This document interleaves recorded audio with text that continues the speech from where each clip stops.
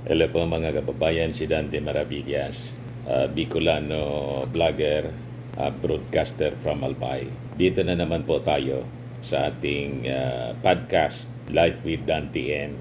Pag-usapan natin mga kababayan yung scary prediction, forecast prediction ni Bill Gates. Ito talagang nakakatakot kasi this will impact every one of us all throughout the world. Ang dami nitong mawawalan po ng trabaho. Talagang I think tama talaga yung prophecy that in the last days, we are living kasi in the last days mga kababayan. In the last days, ang sabi, magkakagutom.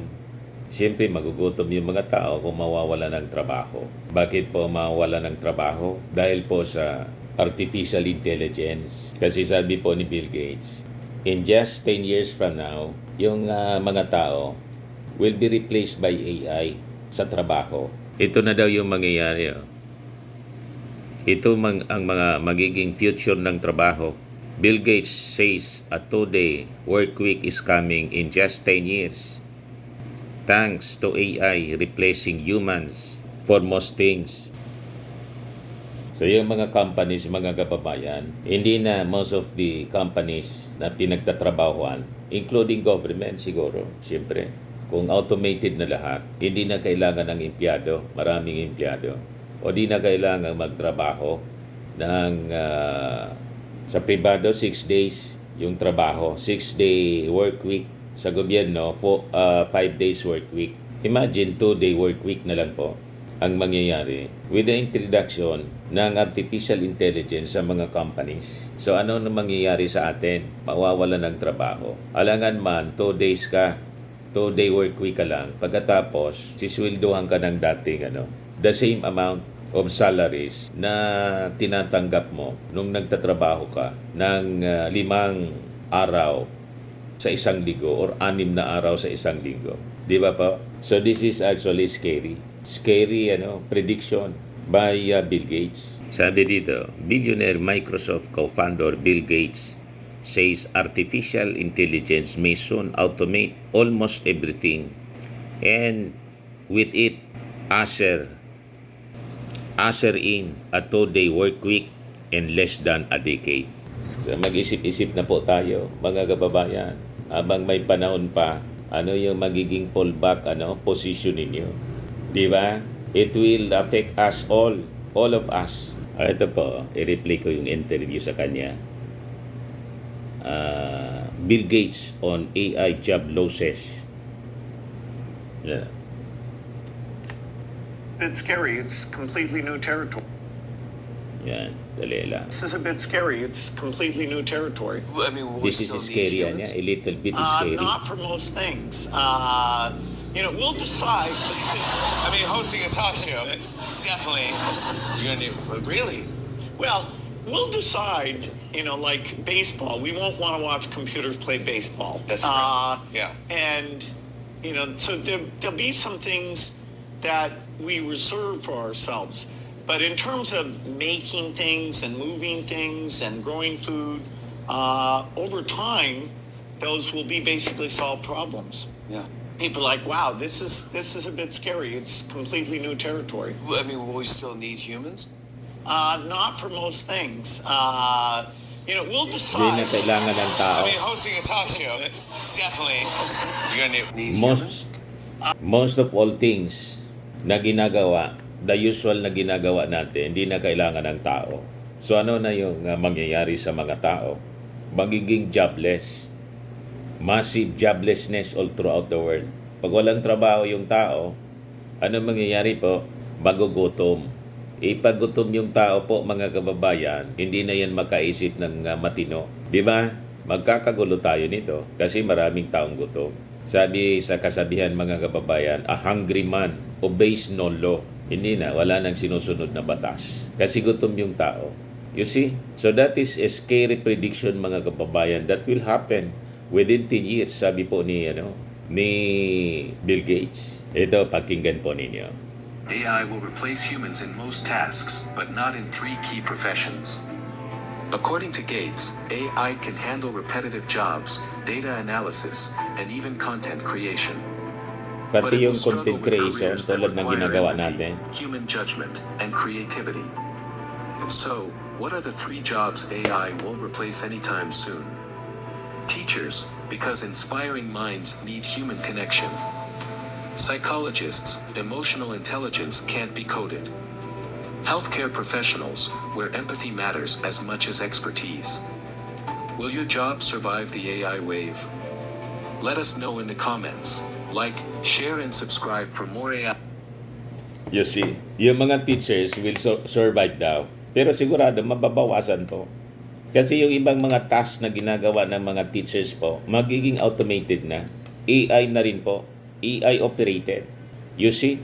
So, maging yung mga i-hire, mga kababayan ng mga teachers ng ating gobyerno, ng mga pribadong eskwelahan, will be diminished po.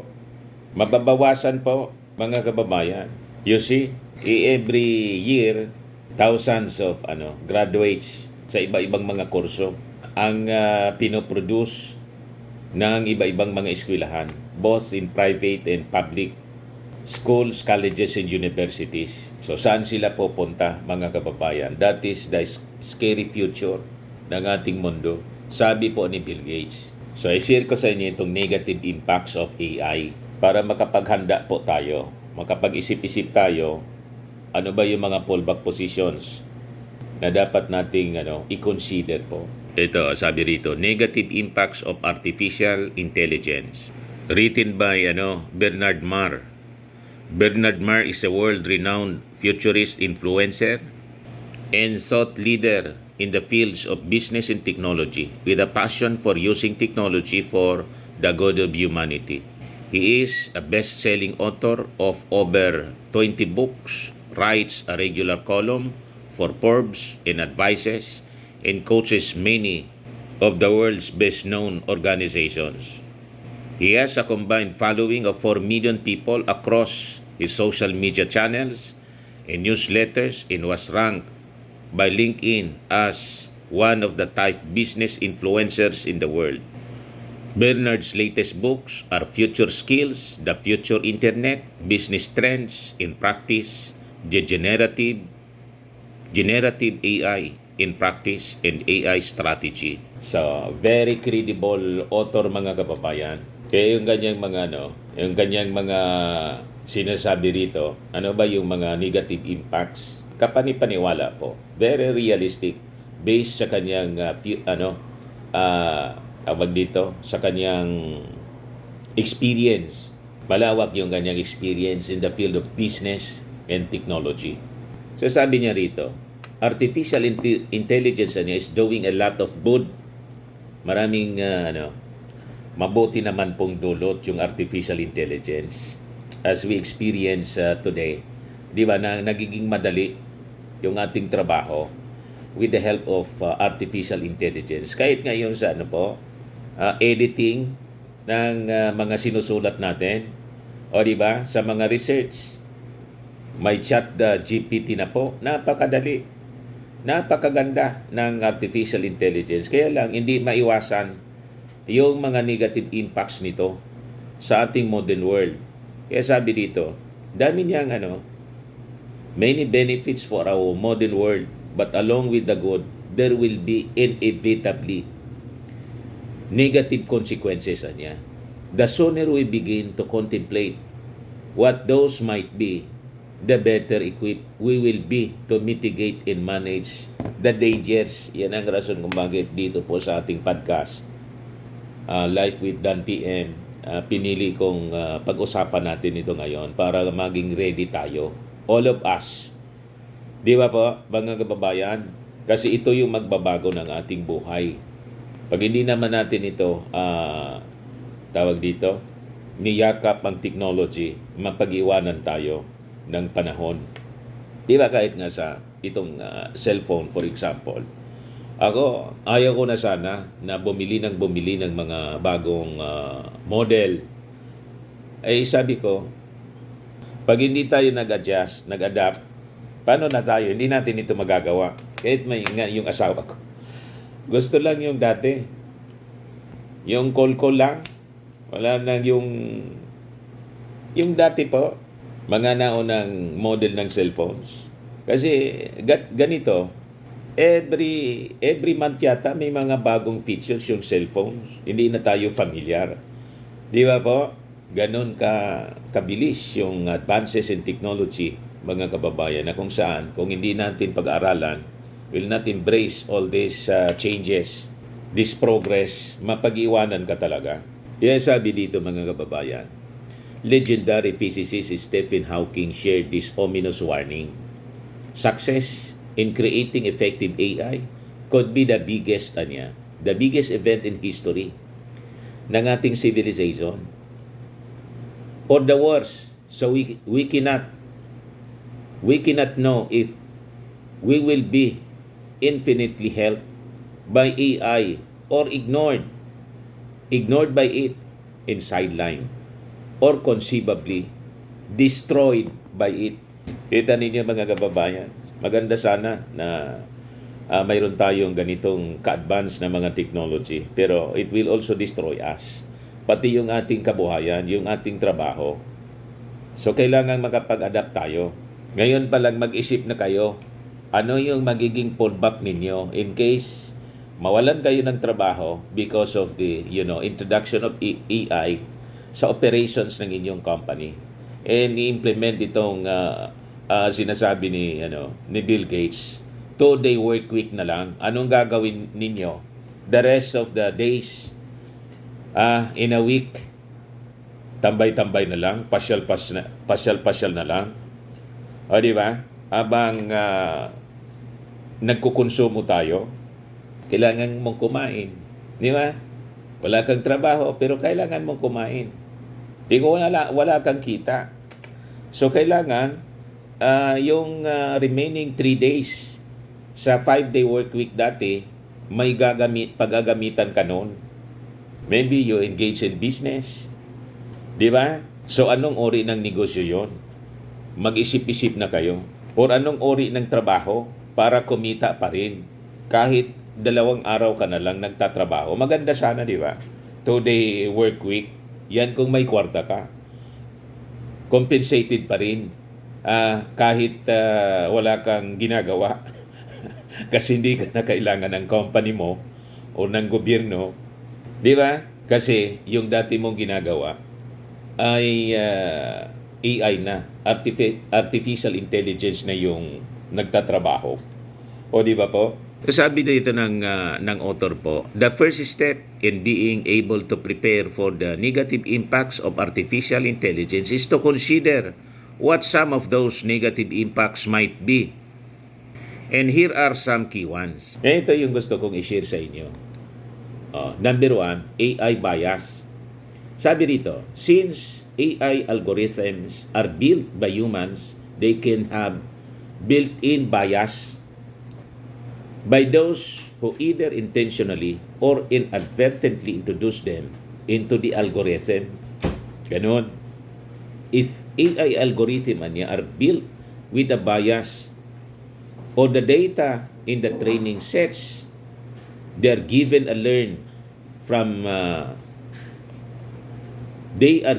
learn from is biased. They will produce results that are biased. You see, this is reality. And this reality could lead to unintended consequences. Tulad ng we have seen with discriminatory recruiting algorithms in Microsoft's Twitter chatbot that became racist. You see? As companies build AI algorithm, they need to be developed and trained responsibly. Yung AI nga po, mga kababayan, yung mismong computer na, you just imagine, pag nagsisearch ka ngayon po, pinicheck na yung ating identity, tapos may question kung tao ba tayo. Di ba? Pag nag-search ka, kahit sa mga government, tawag dito, government sites. Kasi protected siya laban sa mga hackers. i-check mo na yung pagkatao mo kung ang nagsisearch tao. You have to prove na tao ka. Ngita mo? Ang mag-interview sa'yo, computer na. Kailangan sagutin mo. Di ba ganon? Yung mga page ng mga government agencies, i-check ka muna kung tao ka. So, kailangan i-develop yung AI, sabi rito, responsibly, without bias. Pangalawa, sabi rito, loss of certain jobs. Ito yung sinasabi ni Bill Gates.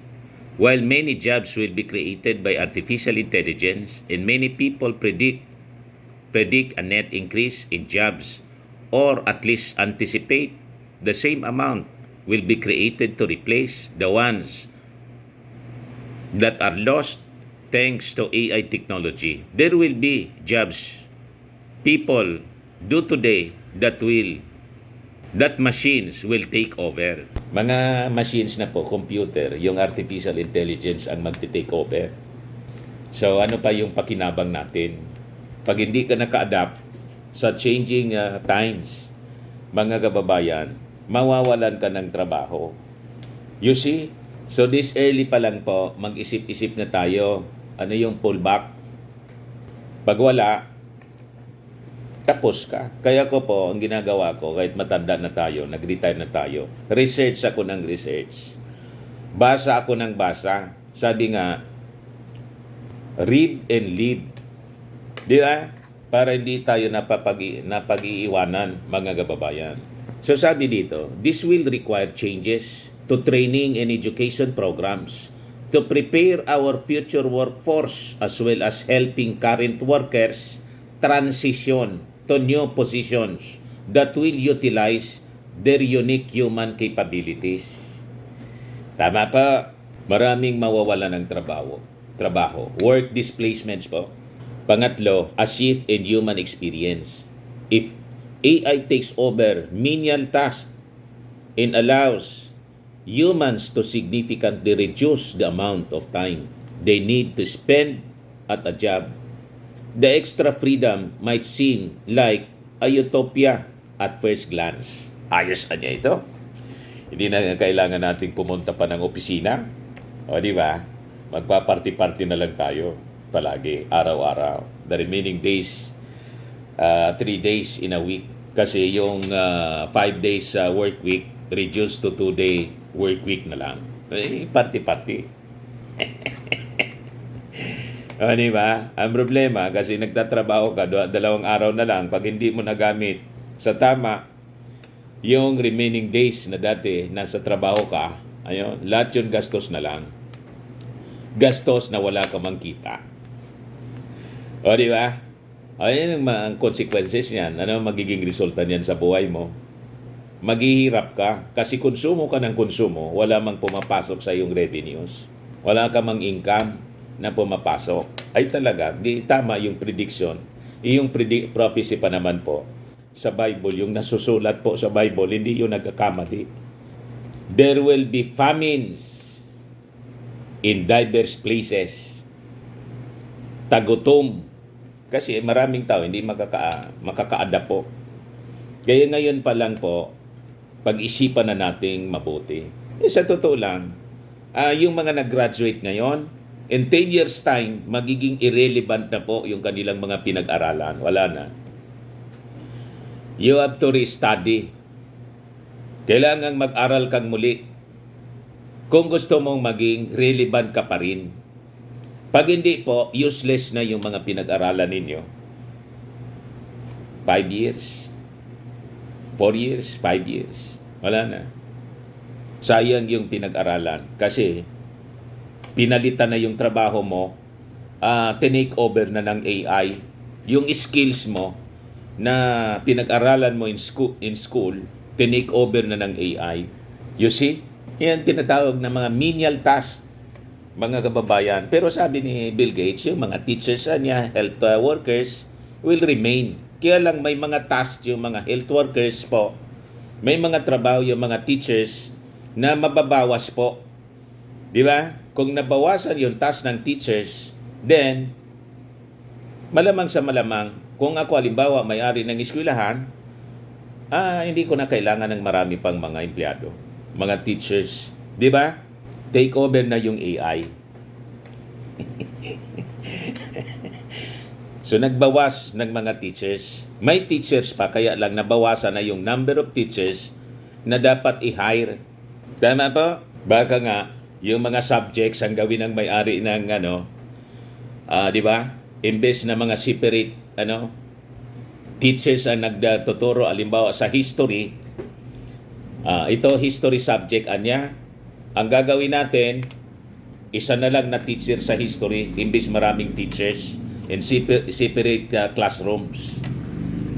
Isang teacher na lang sa history, tapos yung mga estudyante nandun sa mga kanya-kanyang classrooms, nanonood na lang sa monitor, TV monitor. Isang teacher na lang po ang nagli-lecture po online. Di ba po, mga kababayan? Tapos nakamonitor yung mga estudyante sa pamamagitan ng kanilang cellphones, nandun pa rin sa eskwelahan, sa mga classrooms, pero one teacher na lang. Imbis ng yung history teacher, mga kababayan, or math teacher, halimbawa, marami, isa na lang, isang math teacher, isang history teacher, isang Filipino teacher, lahat na lang isa. Bawas mga empleyado. Kita ninyo, ang daming mawawala ng opportunity na makapagtrabaho kasi nabawasan yung pangangailangan dahil sa AI po. Yan ang ibig sabihin nito, mga kababayan. The negative impacts of artificial intelligence. Sabi dito, a shift in human experience. If AI takes over menial tasks and allows humans to significantly reduce the amount of time they need to spend at a job, the extra freedom might seem like a utopia at first glance. However, in order to feel their life has a purpose, humans will need to channel the newfound freedom into new activities that give them the same social and mental benefits that the job used to provide. This might be easier for some people and communities than others. There will likely be economic considerations as well as when machines take over responsibilities that humans used to get paid to do. The economic benefits of increased efficiencies are pretty clear on the profit loss statements of businesses, but the overall benefits to society and the human conditions are a bit more opaque. Ibig sabihin malabo. You see, that is the danger, mga kababayan. So sabi dito ng author, kailangan ng global regulations dito. While our world is a much smaller place than ever before because of technology, lumit yung mundo eh. You just imagine ngayon, anywhere in the world, pwede mong tawagan yung mahal mo sa buhay because of technology. Napakaganda. Sa Amerika ka, tumawag ka sa cellphone face to face. Makikita mo sa screen ng cellphone. Di ba napakadali? Ang daming pinatay na trabaho at negosyo yung technology. Dati RCTI para magtelegrama tayo, PLDT long distance. Ngayon wala na po. Buti yung PLDT nakapag-adapt. Binili yung smart. Di ba? Kung hindi, patay yung negosyo nila. Kita ninyo? Yung RCPI, yung telegrama, wala na. Text. Pinatay ng text. You see? Text and call. Ganito. Yung messenger ng cellphone libre. Di ba? So sabi dito, this also means that AI technology that requires new laws and regulations will need to be determined among various governments to allow safe and effective global interaction. Tama po. Since we are no longer isolated from one another. The actions and decisions regarding artificial intelligence is one in one country could adversely affect others very easily. Ito po yung nasa prophecy kasi, the New World Order. This technology is a technology of the New World Order that will be used to control human beings, humanity all throughout the world. You can run but you cannot skate. Total control. Just like the film Martial Law. Panoorin po ninyo. Di ba? Total control. Sabi sa Word of God, you can buy. Ano yun? Yung sa Revelation 13, verse 16, 18, yun na yung magiging future natin.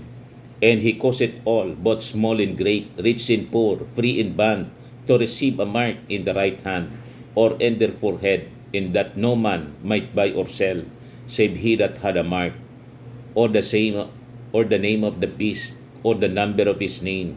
Here is wisdom. Let him that hath understanding count the number of the beast, for it is the number of a man, and his number is 636. You see, total control of humanity through AI. Kontrolado yung buhay mo, yung trabaho mo. Di ba? Pati yung buying and selling. All of this controlled by AI, artificial intelligence. Kita ninyo, mga kababayan? So sabi rito, we are seeing this already playing out where Europe has adopted a robust regulatory approach to ensure consent and transparency, while the US and particularly China allows its companies to apply AI much more liberally. Pakinggan natin yung full interview, mga kababayan, kay Bill Gates. Will we still need humans? Not for most things. So that was Bill Gates when questioned about whether or not you actually will need humans in the future. And I think on face value, what he's saying is often quite terrifying. Consider the economic implications of that and the fact that many individuals, including myself, are quite uncertain about the future. So in this video, I'm going to give you guys a deep dive on what the industry is actually saying about AI, the economy, and jobs. And of course, I'm going to kickstart it with Bill Gates' recent statement on jobs. The era that we're just starting is that intelligence is rare. You know, a great doctor, a great teacher. And with AI, over the next decade, that will become free, commonplace. You know, great medical advice, great tutoring. And it's kind of profound because it solves all these specific problems, like we don't have enough doctors or, you know, mental health professionals. But it brings with it, when I tried this morning earlobe trick to help my memory, everyone change. You know, what will jobs be like? Should we, you know, just work like 2 or 3 days a week? So I love the way it'll drive innovation forward, but I think, you know, it's a little bit unknown. Will we be able to shape it? And so legitimately, people are like, wow, this is a bit scary. It's completely new territory. So now, this is where Bill Gates actually says that it is very profound and even a little bit scary because it is happening very, very quickly and there is no upper bound. I think what he's saying here is really important. You know, the fact that there is no upper bound means that there is nothing that AI won't be able to do. I've seen a lot of trends recently where people are saying that, look, haha, your job is gone, stop coping. But I think we all have to understand that even down to being your boyfriend or girlfriend or your partner, like there's literally nothing that AI won't be able to do provided we have embodied intelligence sometime in the future. And we do know that that is a thing that companies are working on. Of course, some things will remain uniquely human, but for the most part, there being no upper bound is probably an accurate statement considering the fact that this thing's going to be smarter than us, faster than us, more emotionally intelligent, and just bounds ahead of any average human, which means the human intelligence is probably going to be, you know, a declining asset in the coming future. Now, of course, he is not the only person that has ushered such a statement to do things to keep the world running. And I guess he's kind of right about that. We weren't born to do jobs. Jobs are an artifact of the shortage. that, oh gosh, somebody better be a farmer. Okay, somebody better, drive those trucks around. All of that is based on, creating the human intelligence. Pati nga mga drivers, mawawala na po yung trabaho ng mga drivers kasi meron na tayong driveless car. Yeah. Sa China po, may taxi po, wala nang driver. So paano na yung ating mga taxi driver kung automated na yung tawag dito, pati train siguro. Wala nang driver po, automated lahat. Yung taxi, ganoon. Wala nang driver. You see? So saan kayo pupunta? Ano yung magiging trabaho ng mga taxi drivers? Pati nga mga katulong sa bahay, baka mawala ng trabaho kasi lahat na robot. Di ba? To provide a broad range of services. And so as you get away from that being a necessary thing, you get a lot more leisure time, and it'll be people who've grown up in that world of no shortage who will have to think through. I think it's hard for anybody, in my case, spent 70 years in the world of shortages. It's hard to reprogram your brain to this change. Society will be able to have a level of output, food, medical advice that won't require everybody to work like they do today. We'll have a choice. I mean, we can say that the machines shouldn't help with certain things. We can confine them to certain areas if we choose to. But the reason you think about jobs is because of the shortages. Even that framing of how you think about the world won't really be the way to think about it. Driverless pala, hindi driveless. Driverless taxi. Ito ipakita ko sa inyo. Robo taxi car. First up is a random museum, and maybe I'll go to another stop. Okay, here we go. Says your car is on the way in 4 minutes. Oh, there it is. I see it. I guess I shouldn't wave because what's the point, right? What's the point? Oh, but it stopped before it goes away. It wasn't supposed to stop here. Robo taxi. Okay. Walang driver. Pick my son up at the random museum. Walang driver. I thought it was going to feel like unsafe because my life is in this car's hand, the computer. Robo taxi. But actually, I feel Driverless. like really chillax. Multo yung nagdadrive, multo, Is that it's hindi following the speed nakikita. limit, so it's very safe.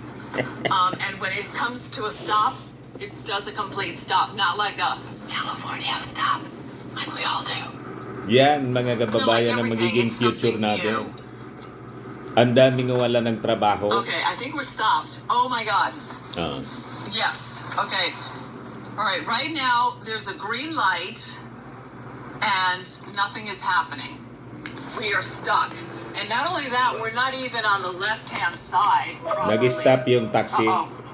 Okay, it says our team is working to get you moving. Uh-oh. It was green light. It didn't know what to do. So how can I rely on a car to make the right decisions when it can't read a simple green light? Now we're going. Here we go. Woo! There's my son. Hey, Max, we're almost there. Oh, this is weird. This is not where we're going. This is not where the random museum is. Naligaw For yata. safety, the doors will remain locked when we arrive. So I guess it's a little confused because this is not where the random museum is. So I don't know Papunta what sa to do at the museum. moment. Had there been a driver right here, I would have said, hey, Nagsasalita yung sasalita yung taxi. And I would give him the instructors, except that there's instructions, there's nobody here right now. Now I'm going to have to call support and see what I can do because I'm completely at a loss right now. The location where I want to be is over there, and it's dropped me at Mali the bottom yung of this hill. pinagdalan sa kanya ng taxi. Connected to rider support. Go ahead and open your Waymo app. Okay, so go ahead and tap on your current drop-off.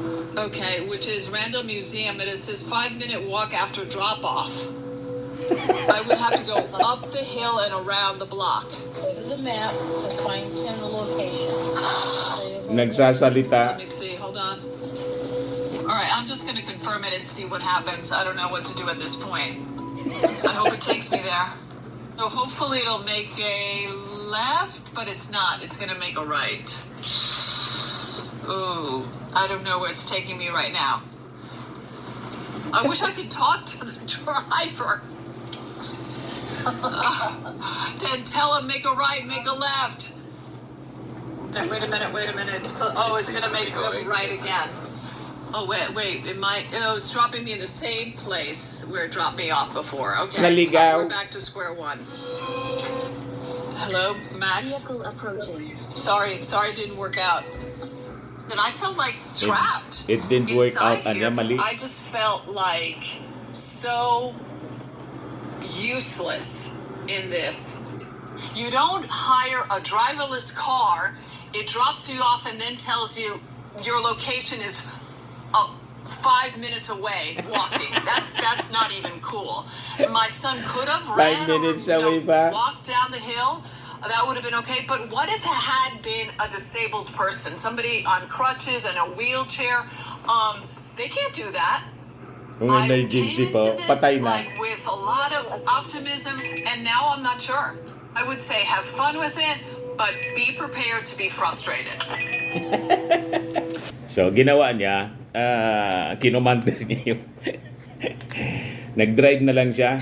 And see how easy it is to get there. Here we go. The driverless car, instead of going straight to the Randall Museum, it decided to make a right here. Made no sense whatsoever. And you can just see for yourself, this is an ordinary street. And the Randall Museum is at the end of the Journalist siya street. mga kababayan, pig-eksperimento niya yung robocar. Have arrived. We never got here, which was the most frustrating thing. So yun na po ang mangyayari. Sa susunod, nasa eksperimento sila. Test drive, mga kababayan. So pag test drive, may mga mali-mali pa. Later on, mape-perfect na nila yan. And then magiging, makikita natin sa mga kalsada, lahat na robotaxi. So, kung may grab car tayo, mag-grab, gagamitin yung cellphone para mag-book ng taxi, ng grab car. Sa sunod po, ang ibobook na natin, robocar. Wala nang driver po. Paano na yung mga driver? Anong gagawin ninyo? Di ba? So that is the future of artificial intelligence, mga kababayan. Magkakagutom talaga. There will be famines in diverse places as prophesied in the Word of God. Ayan man lang po, mga kababayan. Ito ang purpose natin kung bakit pinag-uusapan natin para makapag-ready po tayo. This is now the reality of life. With the entry ng AI po, artificial intelligence. Kailangan makapag-adapt po tayo. Pag hindi, tapos tayo, mga kababayan. Kung hindi pa po kayo subscribe, click subscribe po dito sa ating channel, sa ating podcast po, Life with Dan TM. And pag-share naman po ninyo ng napaka-importanting information na to para malaman ng iba, makatulong po sa ating mga kababayan. Bye-bye po. God bless.